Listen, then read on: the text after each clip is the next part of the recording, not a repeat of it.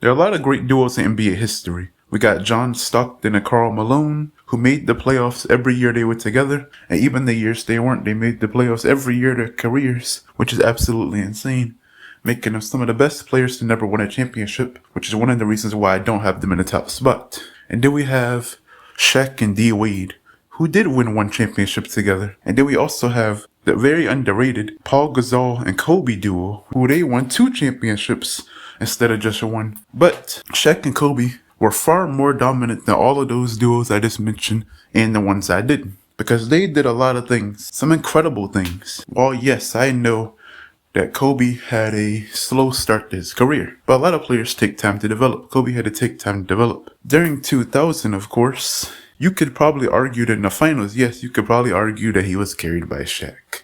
I'm not gonna lie to you and say that Shaq didn't do a bit of carrying Kobe in these playoffs. But we're not the full playoffs, because the Western Conference Finals, which I'll get to in just a minute. I would not say that Shaq was carrying Kobe. In the finals, yeah, you could kind of argue that, because Shaq's stats are way, way more impressive than Kobe's. But 01 and 02, oh man.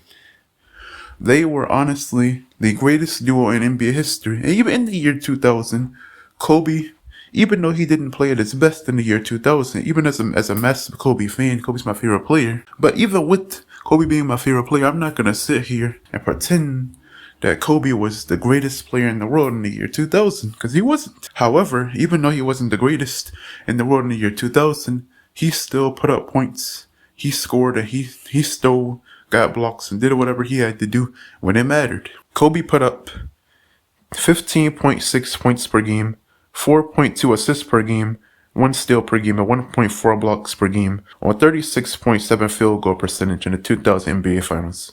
Which I know, that's not that good. Those stats are pretty average. Those are just basically role player stats, essentially. What Kobe did do, though, was in the 2000, the same exact year, the 2000 Western Conference Finals, he put up 20.4 points per game, 5.9 assists per game, 1.6 steals per game, and 2.1 blocks per game on 43.9 field goal percentage. So I don't think I'm gonna call that a carry on Shaq's part. But it gets even better, of course. Of course, this is Kobe we're talking about. It gets even better. The next year, in 2001, Kobe put up 24.6 points per game, 5.8 assists per game, and 1.4 steals per game, and also 1.4 blocks per game on a very impressive 41.5%. As impressive as that run was, in the 2002 NBA Finals, Kobe really turned up. If you thought he turned up back then in 2001, in 2002, he really turned it up to the max. He showed you why he's one of the top 10 greatest players of all time. He put up 26.8 points per game, 5.8 rebounds per game, and 5.3 assists per game on 51.8% shooting. Alright, that's enough talking about Kobe stats. Now let's get to Shaq's stats. In the 2000 NBA Finals, he put up 38 points per game, 16.7 rebounds per game, 2.7 blocks per game on a very impressive 61.1 field goal percentage. And then in 2001, he was still equally as good, with putting up 33 points per game, 15.8 rebounds per game, 3.4 blocks per game on a very good 57.3 field goal percentage. And then, last but not least, in the 2002 NBA Finals, Shaq put up a very impressive, once again, even more impressive than the last year, 36.3 points per game, 12.3 rebounds per game, and 2.8 blocks per game on a 59.5 field goal percentage.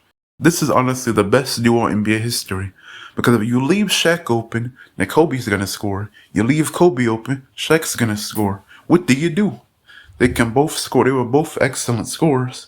Kobe is literally one of the greatest scorers in NBA history, and he wasn't even in his prime yet, and he was still putting up these numbers, despite not even being close to his prime, which was arguably from 2006 all the way to I'd say about 2010. And you have Shaq, one of the most dominant players in NBA history. I knew what he was gonna do.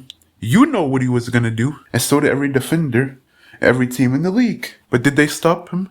No, of course not. It's Shaq. You can't stop the Diesel. You can't stop the Black Mamba. What are you gonna do? Rest in peace to Kobe, by the way, of course. I gotta say rest in peace to Kobe once again. One of the all-time greats. I don't care what nobody says. He's top 10. Top 10 all time. Fight me in the comment section. I think that's the end of this video. Shaq and Kobe, GOAT duo. And I'll see you guys next year. 2024. Oh yeah, I forgot to mention that. This is my last video of the year. I know I've been posting pretty consistent, surprisingly, at the end of the year. But I'm gonna try to be even more consistent in 2024. And yes, the sketches are coming back. Don't worry about that. But I'll see you guys next year. Y'all have a Merry Christmas and a Happy New Year. So until next year, Shaq and Kobe, the GOAT duo, out.